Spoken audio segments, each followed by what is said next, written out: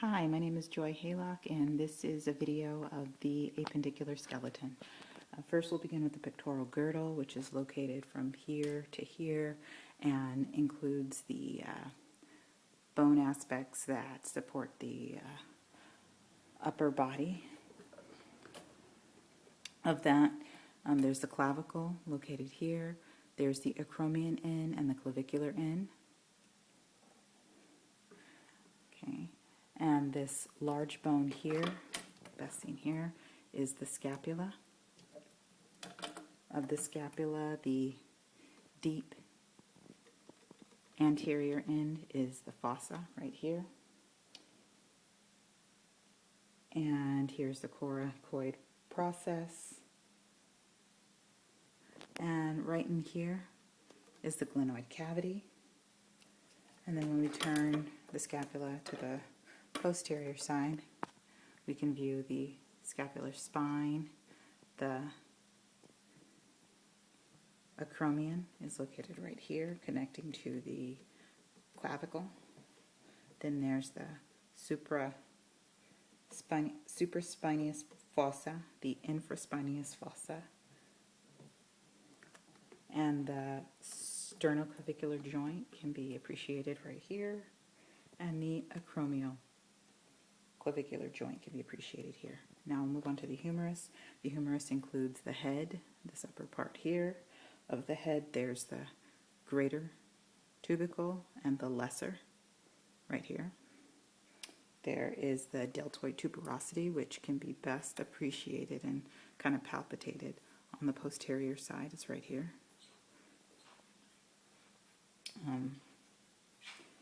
And then let's move down a little bit so we can view the condyles. So there's the medial epicondyle, which can also be well appreciated on the back. Medial epicondyle, lateral epicondyle. And then we can move on to here, which is the coronoid fossa. I'm sorry.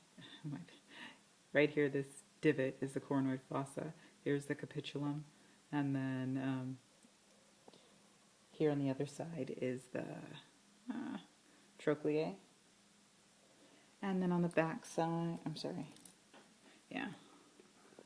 on the back end right here, this larger divot is the olecranon fossa. So let's go over what receives these bones here. So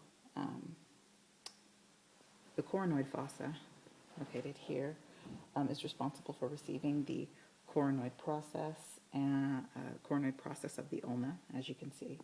The capitulum, which articulates with the radius, is here, and the trochleae, which articulates with the ulna, is here, and the olecranon fossa on the back side is responsible for receiving the olecranon of the olecranon ulna. Okay, now we'll move down to the forearm.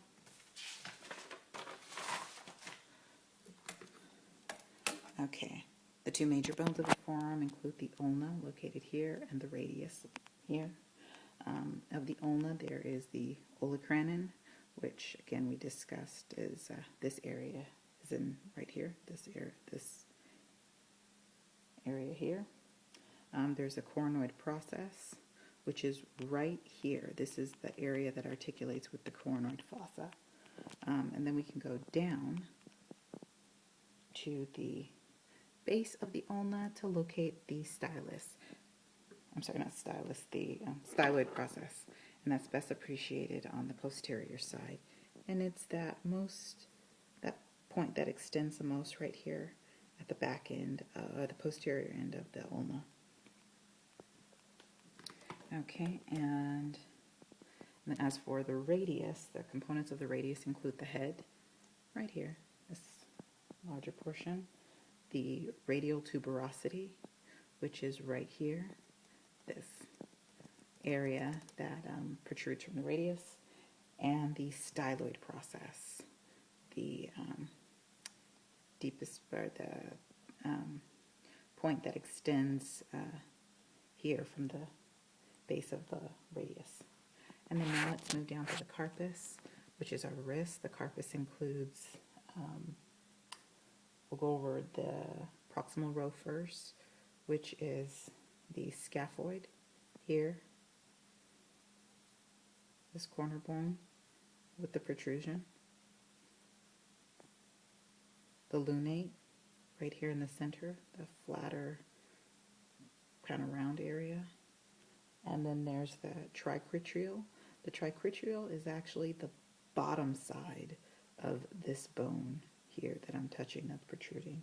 And then the pisiform bone is the portion of it that extends outward that I'm actually touching. So the pisiform is on top of the triquetral. We can go to the distal row now, which includes the trapezium, which is located, right here. Trapezium at the very tip end, right there. The trapezoid, and then this portion here I'm touching is the capitate. And then if we move over, the lowest extending bone here is the hamate. To form the wrist bones, to form the wrist, the bones involved include the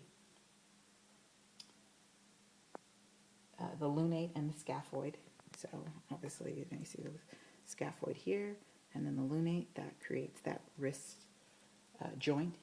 And then to form the pollex joint, which is the thumb joint, we have all of these bones involved. So those bones include the trapezium, trapezoid, first metacarpal, capitate, as well as the hamate. All of them function together to create the thumb joint. And then as we move down, these larger portions here are the metacarpals, with this being the first metacarpal, also known as the pollex, or thumb. Okay, now we'll move down to the lower limbs and the pelvic girdle.